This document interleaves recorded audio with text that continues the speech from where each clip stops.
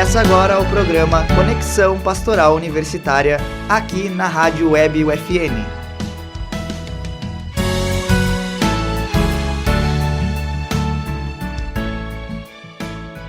Prezados ouvintes da Rádio Web UFN, está no ar o programa Conexão Pastoral Universitária. Nosso programa tem uma edição inédita todas as terças-feiras, às 18 horas.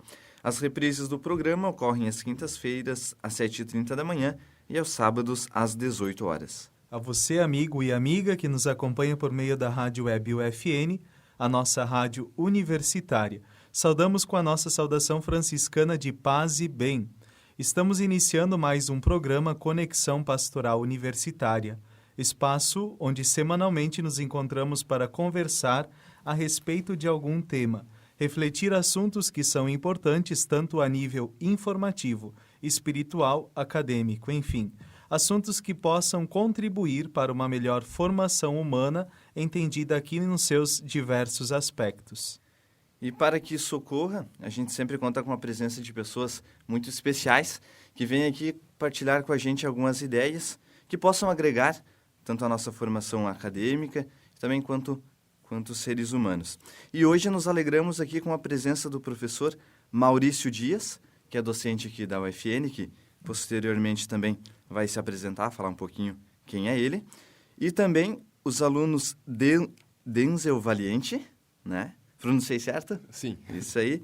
E o Francis Barroso, que são acadêmicos aqui da instituição e que também vão tratar com a gente, conversar um pouquinho sobre o tema das mídias sociais. Então, amigos, sejam bem-vindos ao nosso programa. Obrigado.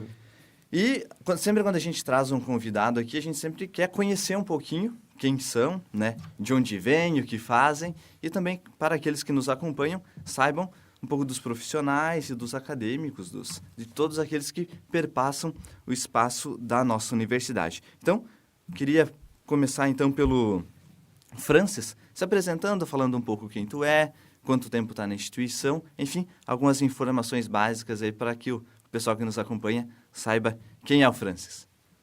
Boa tarde a todos. Meu nome é Francis, eu tenho 34 anos, eu estou na segunda graduação. Olha. Eu já fiz letras, então já estou aqui na Unifra há um bom tempo.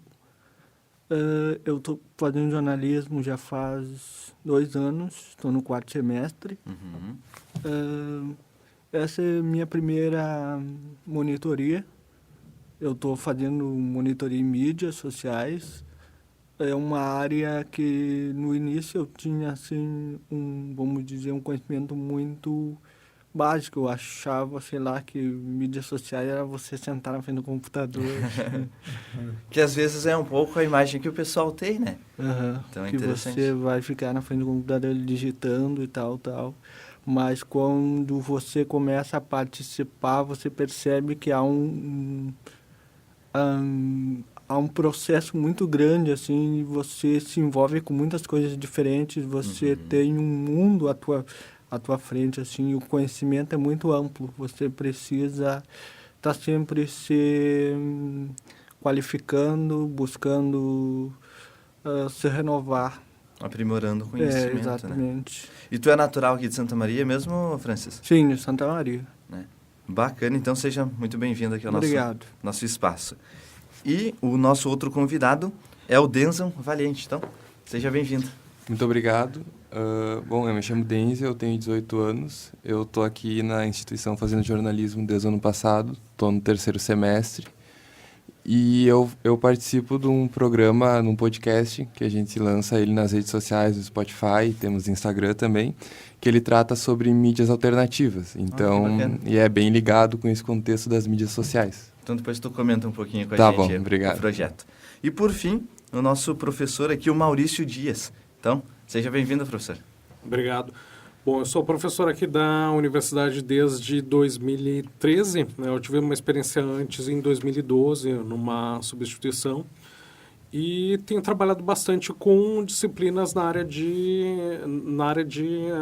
digital. Então, são jornalismo digital e também com mídias sociais. Minha formação é jornalismo e também tenho um mestrado em comunicação que eu pesquisei mais nessa área de de convergência. Tenho experiência, então, com mídia impressa, digital, assessoria, tive minha própria empresa e hoje estou aqui. E também lá na Universidade Federal também sou funcionário público, trabalho como jornalista. Ah, bacana. É bom conhecer um pouquinho da história e da trajetória de cada um, então vamos dando continuidade ao nosso programa. Bom, como já foi falado, o nosso programa ele tem essa temática das mídias sociais, então, né?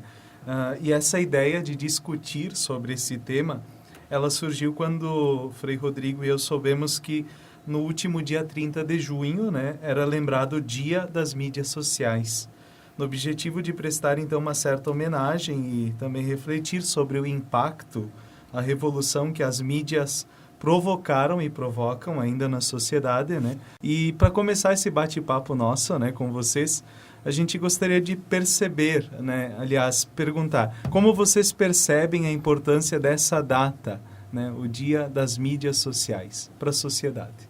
Podemos começar, de repente, do Denzel para cá? Pode ser? Bom, eu acho que as mídias sociais, elas tiveram um impacto fundamental em todos os meios da sociedade, e ter uma data para valorizar esse impacto que elas tiveram é uma coisa muito importante, né? Porque desde o surgimento, por exemplo, desde o lançamento dos primeiros iPhones, assim, quando começou a ficar mais popularizado as mídias, assim, houve uma mudança muito grande. Tipo, eu que já tive uma infância numa época sem tantas mídias, assim, ao acesso de todo mundo, e a partir dos meus 12 anos, assim, comecei a ter estar mais presente nesse meio, eu já noto uma presença muito grande, sabe? E as próximas gerações, elas já estão nascendo, tipo, em todo o seu nascimento já, sim, com essas mídias presentes, né? Bem tecnológicas. Sim. Né? Isso. Muito bem. O professor, como você vê essa questão? Eu acho que é uma data interessante para a gente refletir e pensar sobre o uso das mídias sociais e de como elas estão ocupando o espaço do nosso dia a dia, independente da profissão, independente da nossa atuação. A gente tem um dado bem atual de que hoje, né, no Brasil, se as pessoas gastam até 9 horas com consumo de mídia, e dessas 9 horas, pouco mais de 3 são com mídias sociais. E ainda, somado a isso, a gente teria um tempo de assistir TV, independente do tipo de TV que se tem, podendo ser também ela streaming, e ainda 1 hora de áudio. Então, que entraria também aqui, né, a escuta da rádio, de podcast. Sim. Então, a gente tem boa parte desse consumo de mídia, ele está centrado em mídias sociais, que surgiram inicialmente com a função de conectar pessoas, né, formar, sim, elos e também grupos para que as pessoas pudessem conversar, encontrar pessoas que elas já não pessoalmente a gente não tem mais esse contato, e elas acabaram tomando uma proporção muito maior, muito mais do que isso. Não é apenas uma conexão entre pessoas, mas existem aí também o uso para notícias, né, para consumo de notícias, um uso comercial, um uso político nas manifestações que as pessoas utilizam elas, e às vezes até um uso um pouco negativo disso, né, quando se tenta utilizar para tentar se enganar a opinião pública a partir, por exemplo, de fake news, né, e sim, sem contar aí outras problemas bem maiores que a gente poderia citar aí, que são os cibercrimes e o discurso de ódio, que hoje também fazem parte desse contexto. Então, quando a gente fala de mídia social, a gente tem que pensar em tudo isso. Não é só o lado bom, não é só conexão, claro, entre pessoas, mas tem os problemas também. E é um dado interessante esse que tu trazes, né, professor? Quase 9 horas? 9 horas consumindo mídia. E 3 dessas 9 horas com mídia social. Interessante. E o nosso amigo Francis também tem algo a nos dizer sobre esse Dia das Mídias Sociais. Como você vê o Dia das Mídias Sociais, Francis? Eu acho que é uma reflexão importante sobre, dentro do jornalismo, do papel do jornalista, como a gente vai trabalhar as mídias, como nós podemos servir a sociedade, porque as mídias sociais elas têm um papel hoje muito determinante na vida da população. Não se pode mais produzir conteúdo, não se pode informar as pessoas sem você passar pela internet, pelo celular, pelo Facebook, pelo Instagram. Tudo depende deste contexto. E todo o conhecimento, ele está na mão da população. Hoje você já não tem mais controle sobre o que você produz. Você precisa estar sempre renovando o conteúdo e tal e tal. E eu acho que nós precisamos sempre, como é que eu vou dizer, buscar outras fontes ou outros meios, sabe, porque você não consegue mais, o público ele é muito exigente, você precisa estar sempre se modificando. Então, um dia específico serve também para que possamos refletir sobre o que nós devemos fazer, não só no sentido comemorativo, mas para se criar outros caminhos para desenvolver esta questão. E de se analisar até o que agora foi feito e as possibilidades de aprimoramento, né? Exatamente. Porque acho que isso é interessante. E, nesse sentido, assim, com o advento das tecnologias, a gente percebe que a comunicação, até o professor comentava ali inicialmente, se torna mais frequente e mais fácil.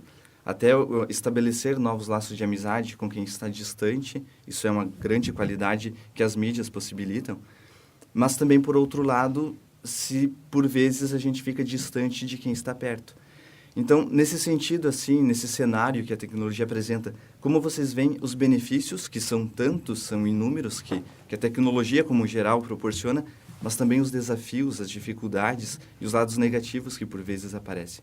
Então, como que vocês veem, assim, esse aspecto? Eu acho que tem os pontos positivos, né, são vários, né? Então esse encontrar pessoas, sejam elas conhecidas ou não, encontrar pessoas para se fazer um projeto, independente desse tipo de projeto. Então, a partir daí a gente pode aplicar aquilo que a gente entende como inteligência coletiva, né? Um princípio que é atribuído bastante ao Pierre Levy e que a partir da internet que a gente vai conseguir ver que ele realmente é possível, que é quando as pessoas se somam em grupos para que elas possam compartilhar seus conhecimentos, as suas formas de fazerem algo. E é o que explica, por exemplo, desde o funcionamento da Wikipédia até o Uber. Então, por que eu vou pegar o táxi com determinada pessoa e não com outra? Ou seja, eu deixo de pegar um táxi com um taxista que tem uma avaliação baixa. E por que ele tem uma avaliação baixa? Porque pessoas tiveram uma experiência ruim com essa pessoa. A mesma coisa a gente pode fazer com um restaurante, que a gente olha a avaliação lá no TripAdvisor ou no Yelp. A mesma coisa a gente faz quando a gente vai baixar um aplicativo para celular e que também tem uma avaliação ruim. Apresenta-se uma segurança, né, do cliente. Exato. Então, tem esse lado bom da gente poder utilizar o nosso conhecimento, a nossa experiência, para que a gente possa ter melhores experiências com o mundo digital.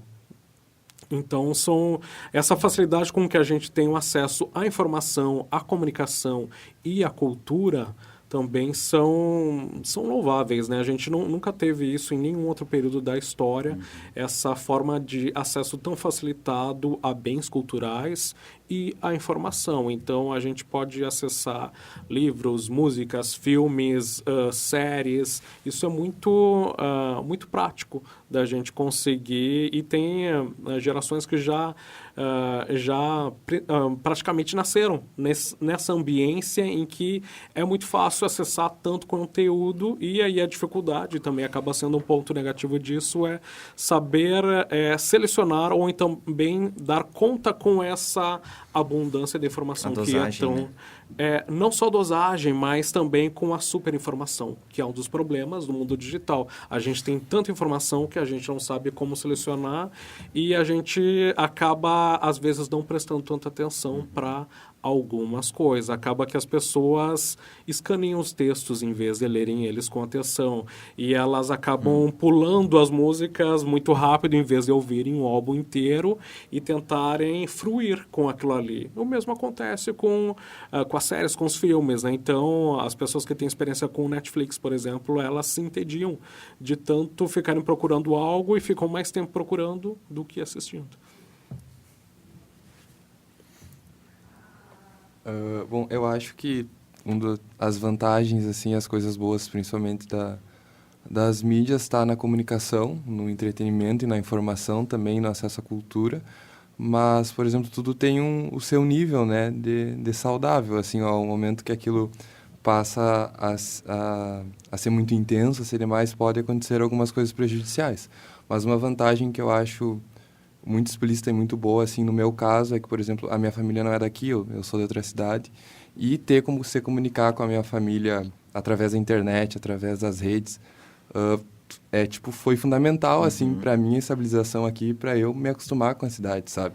No ano passado, assim. Então, isso é uma vantagem que eu vejo como muito boa das mídias. A distância é amenizada, né? Sim, sim. As fronteiras são rompidas. E para você, Francis? Olha, em relação às qualidades, eu acho que uma coisa importante, por exemplo, quando você quer montar uma determinada empresa ou determinada banda, ou tu tem um interesse em comum, como, por exemplo, política. Antigamente, você tinha que ter contato com as pessoas, você tinha que viajar, você tinha que ter um determinado capital para você...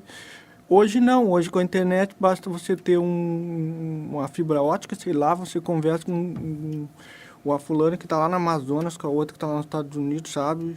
E você consegue construir alguma coisa, você consegue, por exemplo, uma determinada empresa que vende sapatos pelo Instagram. Você nunca vai ter contato com aquelas pessoas ali, mas elas têm um bem em comum, elas têm um negócio em comum, elas têm várias ideias em comuns e elas interagem umas com as outras sem necessariamente gastar com essas coisas que eu falei. Agora, uma questão negativa é, por exemplo, o excesso de informação. As pessoas, hoje, elas têm uma dificuldade muito grande de absorver todas as informações que passam. Então, elas ficam muito suscetíveis, assim, de serem manipuladas, de aceitarem fake news sem buscarem as fontes, sem irem atrás daquilo. Parece que o cérebro ficou uma coisa assim mais... sei lá, é difícil pensar, sabe? É difícil você... Tem uma questão de preguiça, assim, de correr atrás da informação. Aquilo ali, pronto.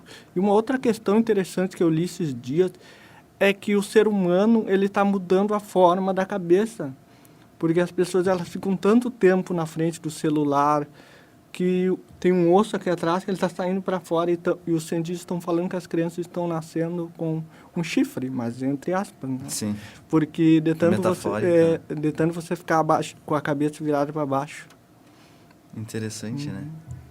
E nesse sentido, eu acho que falta um pouco de filtro, às vezes, na nossa sociedade. Falta um ponto de referência. Porque, por exemplo, como vocês comentaram, né? Há muitas informações, excesso de informações, e que elas são oriundas de diversas fontes.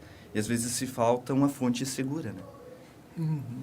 Sim, o filtro, né, digamos, seria o papel do intermediário, o mediador.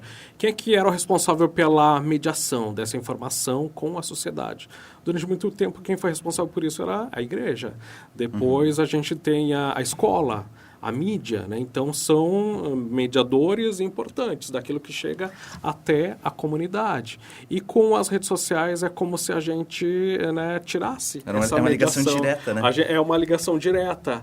Às vezes ela é muito boa, mas às vezes é difícil. Nem todo mundo passou por essa alfabetização digital. E dentro dessa alfabetização digital a gente tem também aspectos relevantes dentro dessa ambiência da Web 2.0, que são diferentes daquele de apenas se conectar à internet, de entender o que é digital, enfim, porque existem aí uma série de questões que seriam própria na etiqueta, digamos assim, né? Como se comportar nas redes sociais e como lidar com elas. Eu acho que as pessoas não sabem um pouco disso, né? Então as pessoas já não têm mais aquela noção de separar o que é público do que é privado, né? A noção de privacidade, ela acabou se tornando muito fluida com as redes sociais, que as pessoas começaram a compartilhar de tudo, desde seu café da manhã até coisas, tá na ginástica, ou seja, e coisas às vezes totalmente banais que fazem parte do nosso dia a dia. O nosso dia a dia tem várias questões que são simples, né? Que são rotinas e que às vezes fazem parte do teu íntimo. Será que isso precisa ser compartilhado? As pessoas não têm noção disso. E as pessoas também acabam não sabendo como selecionar informações. Antes as informações eram, como eu tinha dito, filtradas, mediadas pela igreja, pela escola, pela mídia, e hoje isso está chegando direto. E poucas pessoas sabem como lidar com isso. Nesse sentido, né, faz lembrar, por exemplo, antigamente para se ir uma notícia a público, né, vocês mais da área da comunicação do que nós sabem disso, precisava ir no jornal, né? Eu tinha que fazer esse contato com o jornal, com uma rádio, ou mesmo a empresa de TV, as mídias de massa, né? E hoje tudo muito fácil, né? Na palma da mão a gente tem o poder às vezes de escrever um textão, né? Publicar e colocar aquilo que a gente acha que é, né? E de repente eu penso assim, né? Seria interessante também vocês falarem para os nossos ouvintes como também a gente lidar quando, sei lá, numa rede social temos um amigo que bota um textão lá e sabe, aquele textão que a gente vê que não tem certa coerência, né?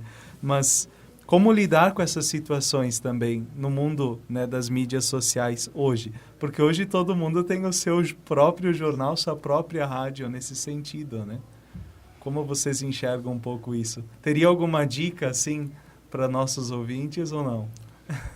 Bom, eu acho que nesse caso de quando tu vê algo na internet, assim, que é uma informação falsa ou é alguma coisa meio distorcida, assim, a primeira coisa que tu pode tentar fazer é dialogar com a pessoa, né? Ali dizer, ó, cara, isso tá errado, ou, não é bem assim, ou buscar alguma fonte que tenha verificado aquela notícia e confirmado que não é uma notícia, né? No caso, que é uma mentira, e não disponibilizar aquilo para outras pessoas, né? Não compartilhar com a tua rede social, porque tem muitas pessoas que elas veem uma notícia ali que elas acham apavorante, ficam horrorizadas e compartilham, mas elas não vão buscar se aquilo é realmente verdade ou se não é verdade, de onde que saiu, sabe?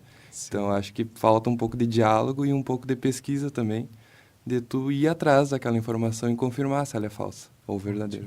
E acho que só complementando isso que o Denzel disse, existem formas também da gente abordar essa pessoa. Então, se é uma pessoa próxima, eu poderia chegar no privado e conversar com ela, dizer, olha, né, eu acho que aquilo ali que você postou não tá coerente.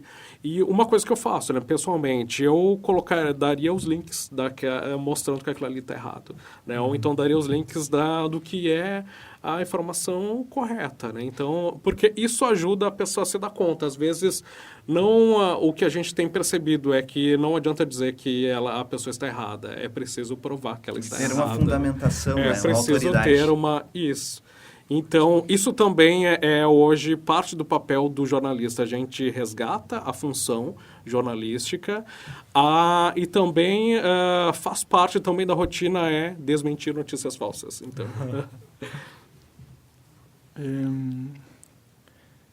assim, se você não tem uma rotina jornalística, é bem difícil de você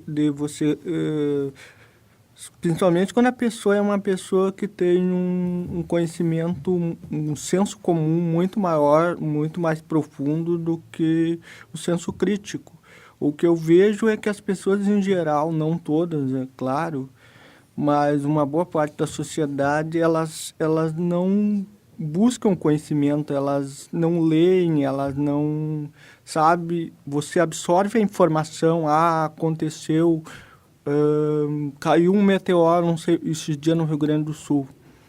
As pessoas têm uma ideia assim, é uma bola de fogo que caiu em algum lugar e deu, sabe? Elas não têm aquela noção de que lá fora tem o espaço, de que tem estrela, de que isso e assim. Elas não a ideia em geral, ela não é ampliada. Então, quando, por exemplo, dizem que determinado fenômeno ou determinada coisa acontece, você tem que partir de um princípio e você criar várias conexões. Por exemplo, se fala que daqui a um tempo os oceanos vão estar cheios de lixo. Então, você informar para a pessoa sobre reciclagem, sobre sustentabilidade, não só você dizer que o oceano está cheio de lixo, sabe? Mas a pessoa lá que está do outro lado, ela geralmente pensa assim, tá falando que tem lixo no mar. E ela não sabe, ela não tem uma noção, ela não cria na mente que tem lixo no mar. É só uma informação vaga. Que então, logo foge, né? Exatamente. E é isso que a gente está vendo. Falta esse senso crítico, essa noção da realidade. Então, o jornalismo, eu acho que o nosso papel hoje, enquanto estudante de jornalismo e futuramente formado, é exatamente quebrar esse ciclo e trazer de volta essa ideia para a sociedade, mostrar de fato o que está acontecendo, não só a parte rasa das coisas. A verdade dos fatos, né? E quanto à questão dos fake news, que a gente percebe cada vez mais com evidência, né?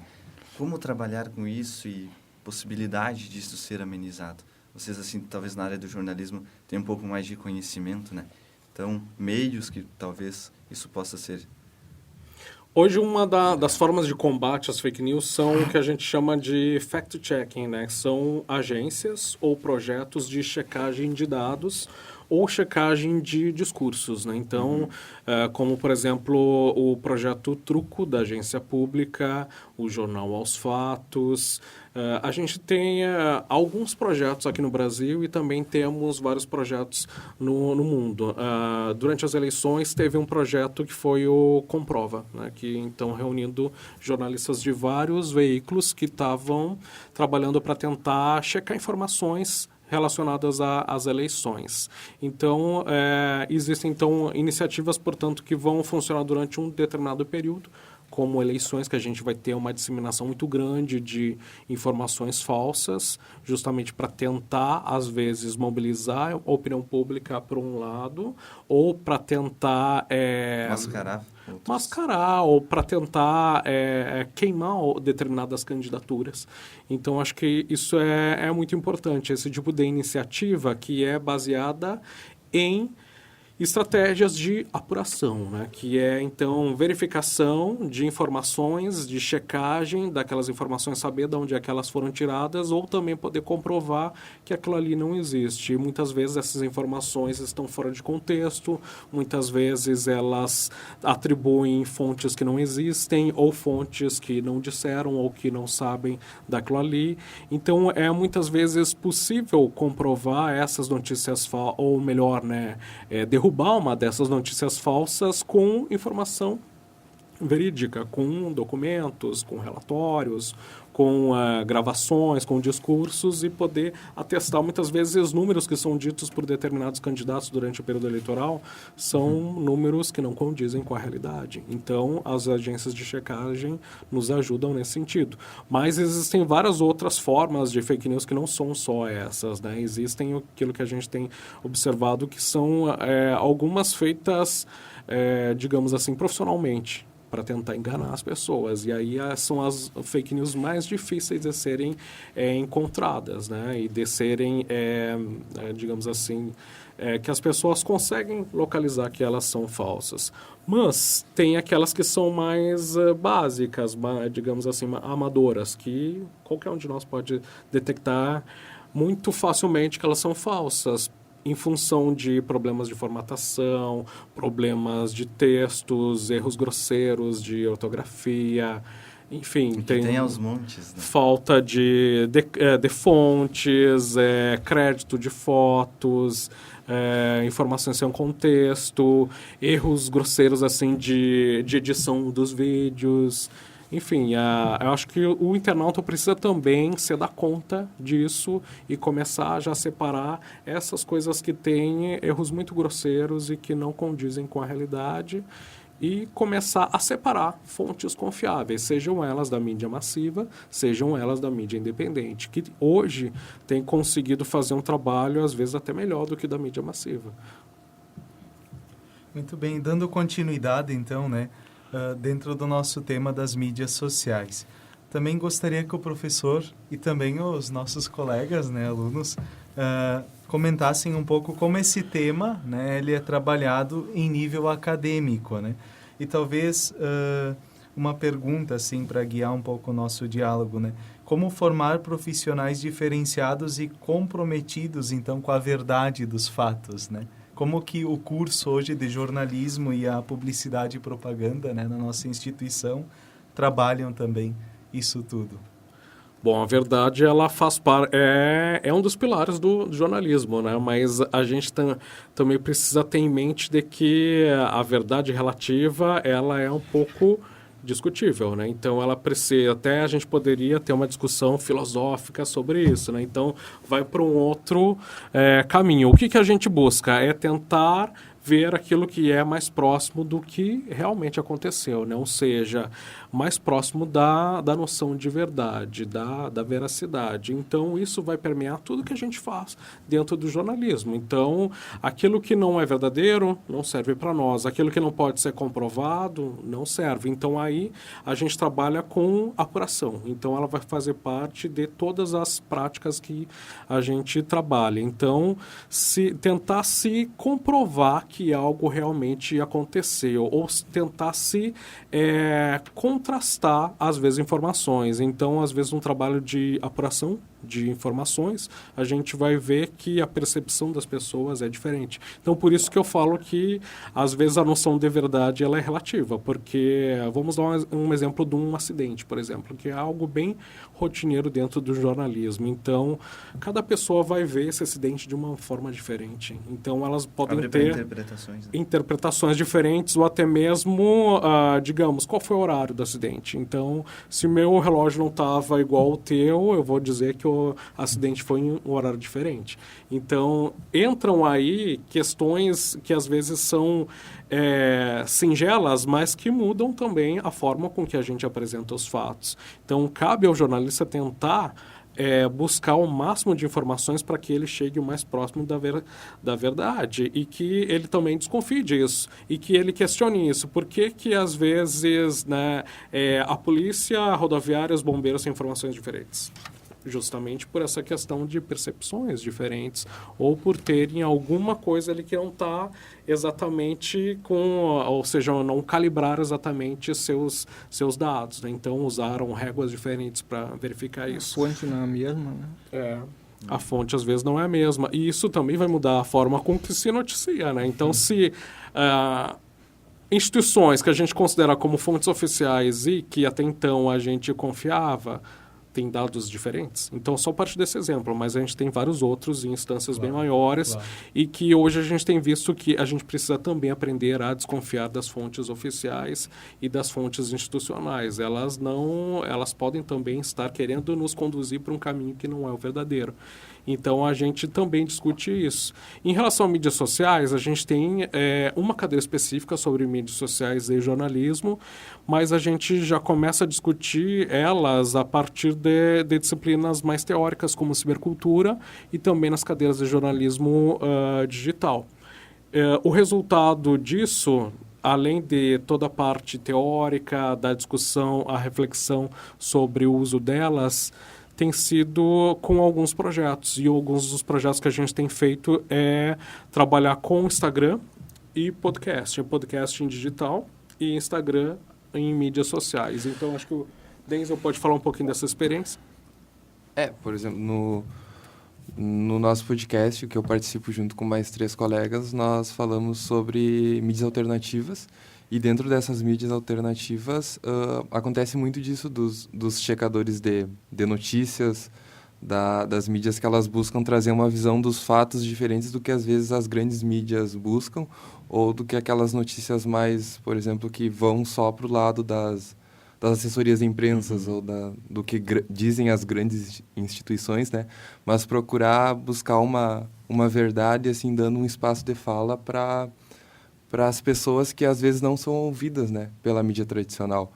E eu acho que isso é uma coisa que é muito fundamental e muito existente na mídia alternativa, que é o que a gente busca tratar nos nossos podcasts, falando do papel dessas mídias e também tentando divulgar um pouco dessas mídias que às vezes elas têm um papel muito grande, mas não são muito conhecidas, sabe? E é preciso dar cada vez mais evidência, né? Até porque eu acho que é novo essa questão de podcasts, né? Então é algo que está sendo inserido ainda. Sim, e as mídias alternativas, elas também tiveram um grande avanço com as redes sociais, com a internet, né? Que elas tiveram espaço para entrar, assim.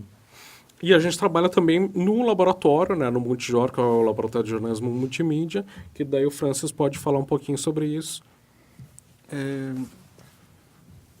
Eu sou monitor, no caso, do laboratório do Multijor, e ali a gente procura agregar a função, assim, esse ano, pelo menos, a gente está tentando trazer os alunos para dentro do curso e mostrar o que cada um está fazendo dentro, assim, por exemplo, tem as meninas que trabalham na escola Conceição.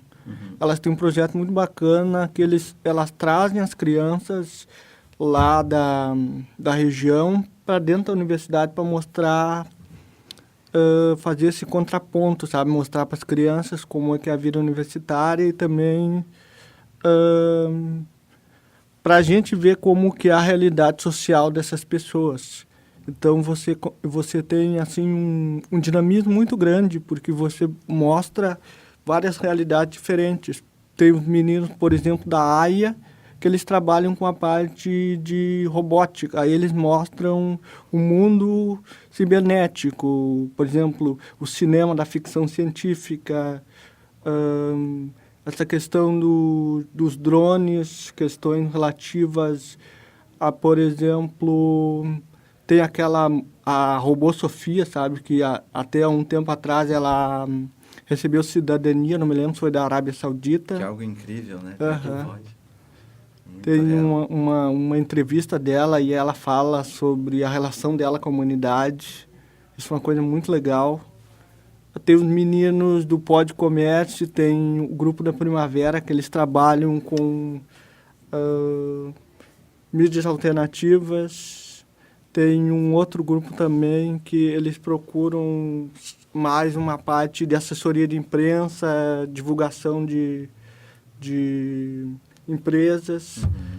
Então você vê que é o Empreende Aí, né? Empreende Aí. Que é um dos projetos também que, além de Instagram e podcasts, também estão trabalhando com o Facebook e com um site. Então eles estão tentando trabalhar tentando trabalhar um pouquinho também com acessibilidade. Então, Libras, né, para tentar trazer parte do podcast para Libras. Então, acabou que cada projeto foi para um determinado caminho, todos eles tinham como finalidade trabalhar ao mesmo tempo com esse formato, né, para áudio e mídia social. Mídia social, tanto produção de conteúdo quanto tentar trazer ouvintes para o podcast, né? Ou seja, um dos objetivos é também trazer essa audiência.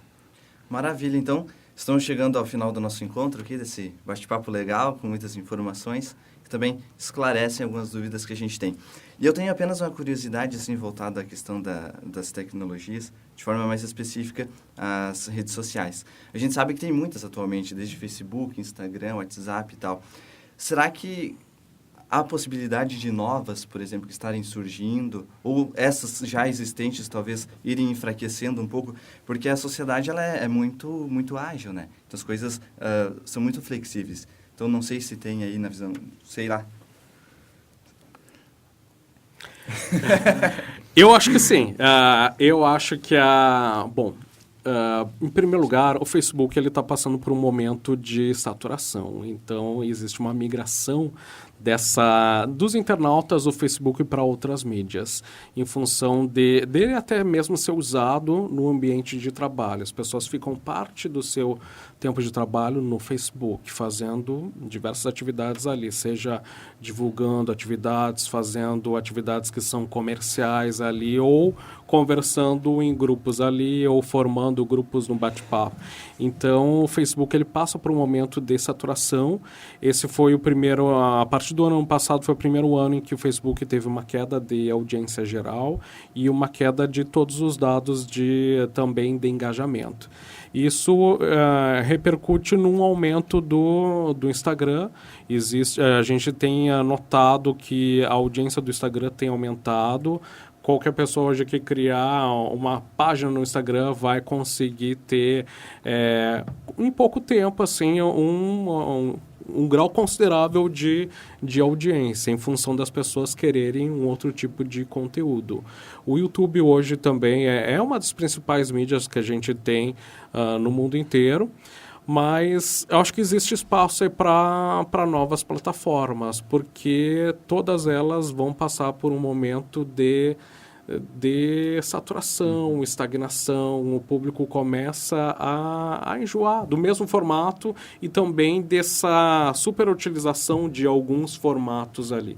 Se a gente for entrar para qualquer uma dessas mídias, a gente vai ver que todas elas, às vezes, têm mais do mesmo e chega uma hora que... Não tem mais o que oferecer, né? Não tem mais o que oferecer e parece que aquilo ali não me satisfaz mais, parece que aquilo ali já não é mais o que a gente buscava. Então, qualquer projeto interessante que surja nesse sentido, ele vai conseguir capturar uma boa audiência, mas o que ainda não foi feito até o momento, já que para quem estuda mídia, a gente vê que as mídias elas não surgem do nada, elas acabam sendo reconfigurações de mídias anteriores, elas trazem elementos de outras mídias. Então, eu acho que quem está esperando que surja algo totalmente novo, está enganado. Não vai ser algo totalmente novo, vai ser algo inspirado naquilo que já existe, com algumas remodelações, né? Ou seja, as linguagens vão ainda continuar, e a linguagem da fotografia, a linguagem do vídeo, a linguagem do texto, do áudio, mas nada tão diferente do que isso. Eu acho que a grande oportunidade nos próximos anos vai ser em relação à mobilidade. Por exemplo, nós já temos empresas em alguns lugares, como Dubai, que você tem serviço de táxi aéreo, por exemplo, com drones. Já tem umas startups que elas têm desenvolvido nesse sentido. Por exemplo, você tem lá um aplicativo que você chama um táxi, tipo fosse um Uber, só que com drone. Aí você vai para onde você quiser. Em relação a metrô, você, por exemplo, já tem nos Estados Unidos que você pode escolher qual a melhor linha de metrô que você quer percorrer, o que você quer fazer pela cidade. Você, por exemplo, quer ir ao cinema, então já tem um aplicativo específico que mostra qual a região onde o metrô percorre, que você pode ir para o cinema, e aí você pode ver que é mais barato, se é... sei lá, cinema, o tipo de cinema que você quer. Então, essas questões em relação à mobilidade, por exemplo, tem a Amazon, que ela já leva a encomenda por drone. Você entra no aplicativo do celular e pede a encomenda, e a encomenda chega sem necessidade de você ficar 40, 50 minutos esperando, porque tem tá na fila ou na sinaleira esperando para abrir, entende? Modifica totalmente a relação que a gente tem com a tecnologia. Eu acho que o futuro está nesse caminho. Assim. Perfeito. Então, a gente gostaria de agradecer a esse momento aqui que vocês partilharam conosco, também com nossos ouvintes. E algum recadinho bem breve, assim, para o pessoal que... queria ouvir agora só o recadinho ali do... Falando do nosso podcast sobre mídias alternativas, né? O pessoal que quiser acompanhar, a gente tem um Instagram, que é @primaveracast. E aí, a partir do Instagram, a gente disponibiliza o Spotify, o o Anchor, o SoundCloud, que são as mídias onde ele está postado para o pessoal escutar. E lá no Instagram a gente também divulga os episódios, divulga algumas coisas sobre mídia alternativa. Então é bem legal. Show de bola. Então agradecemos a presença aqui do professor Maurício Dias, docente da nossa instituição, também do Denzon Valiente Obrigado. e do Francis Barroso. Obrigado. E esse nosso programa teve a presença dos nossos convidados e também agradecemos a todos aqueles que nos acompanham pela Rádio Web UFN. E desejamos a todos uma abençoada semana repleta de encontros, alegrias e aprendizados. Este programa teve produção e apresentação do Frei Cristian Martins e do Frei Rodrigo Antunes. E na Central Técnica, nossos amigos Alan Carrion, Clenilson de Oliveira e na supervisão a jornalista e professora Carla Torres. A todos uma boa semana e um abençoado mês de julho.